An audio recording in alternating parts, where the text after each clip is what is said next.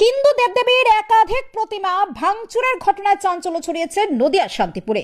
অমিত দে ও অসিত দে নামে দুই সনাতনী হিন্দু অভিযুক্ত। সিসিটিভি ক্যামেরায় দুজন সনাতনী হিন্দুকে দেখা যাচ্ছে প্রতিমা ভাঙচুর করতে। দাবি স্থানীয় বাসিন্দাদের। প্রতিমা তৈরির কারখানায় দুষ্কৃতীদের তাণ্ডব, ভেঙে চুরমার করে দেওয়া হয় একাধিক প্রতিমা। তদন্তে পুলিশ। শান্তিপুরের সর্বনন্দীপাড়া লোকনাথ মন্দিরের সামনে একটি ঠাকুর তৈরির কারখানায় দুষ্কৃতীদের তাণ্ডবে চাঞ্চল্য ছড়িয়েছে এলাকায়। অভিযোগ, রাতের অন্ধকারে দুজন দুষ্কৃতী কারখানায় ঢুকে একাধিক প্রতিমা ভেঙে লণ্ডভণ্ড করে দেয়। ঘটনাটি ঘটেছে নদিয়া শান্তিপুর থানার অন্তর্গত সর্বনন্দীপাড়ায়।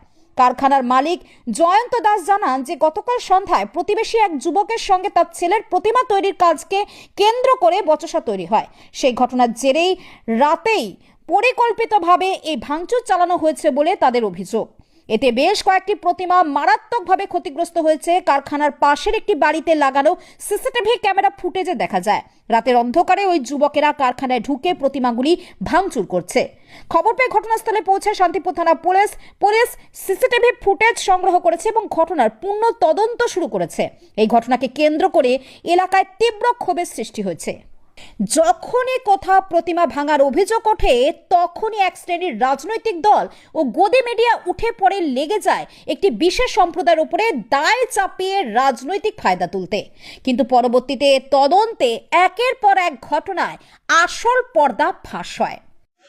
একটি ছেলে ফোন করে যে তোমার কারখানাতে এই অবস্থা, শিগগিরই তুমি এসো। তা আমি বুঝতে পারিনি, হয়তো গরুতে ফেলেছে কি কিছু একটা। তারপরে যখন বললো কি ব্যাপার তুমি আসছো না, তোমার ঠাকুর কিন্তু একটাও নেই, কোনো ব্যক্তি কি কিছু কোনো মানুষ ছাড়া গরু বাছুরে এতগুলো করতে পারে না, দেখো তোমার বড় ঠাকুরগুলো পর্যন্ত নেই। তখন আমি ছুটে এসে দেখি যে রাস্তার ওপরে ঠাকুর পড়ে আছে, রাস্তার সাইডে ড্রেনে এদিকে ওদিকে সব পড়ে আছে, মাঠের মধ্যে সব উল্টে পাল্টে ফেলে দিয়েছে। এমনকি যে বড় বড় ঠাকুরগুলো যেগুলো একাধজনের পক্ষে সম্ভব না উল্টানো, সেই ঠাকুরগুলোকে পর্যন্ত উল্টে ফেলে দিয়েছে। আমার যত কাজের যন্ত্রপাতি, টুল, বেঞ্চ যা যেখানে আছে সব উল্টে পাল্টে ফেলে দিয়েছে, দিয়ে ভেঙে তছনছ করে দিয়েছে। মানে এটা কারা করেছে বলে মনে করছে? কারা করেছে বলে মনে হচ্ছে, আমি তো চোখে কাউকে দেখিনি।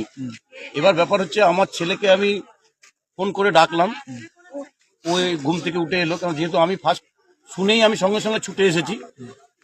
এবং ও একটু অসুস্থ বলে একটু বেলায় ওঠে ঘুম থেকে। তো ও এসে ওকে যখন বললাম, ও যখন শুনেছে এসেই তো রেগে বেগে ওই বললো যে এই ব্যাপার, অমিত বলে একটি ছেলে কালকে অনেক রাত্রিরে ওর কাছে এসেছিল, এসে এখানে মদ খেয়ে ঝামেলা করছিল। এবার ওকে কাজ করতে দিচ্ছিল না, ডিস্টার্ব করছিল। ও বললো তাহলে তুই বাড়ি চলে যা, কালকে আমার বাড়িতে পুজো আছে, সন্ধ্যেবেলায় যাস, আমার বাড়িতে যাস, পুজো আছে, নমন্তন্ন করলাম।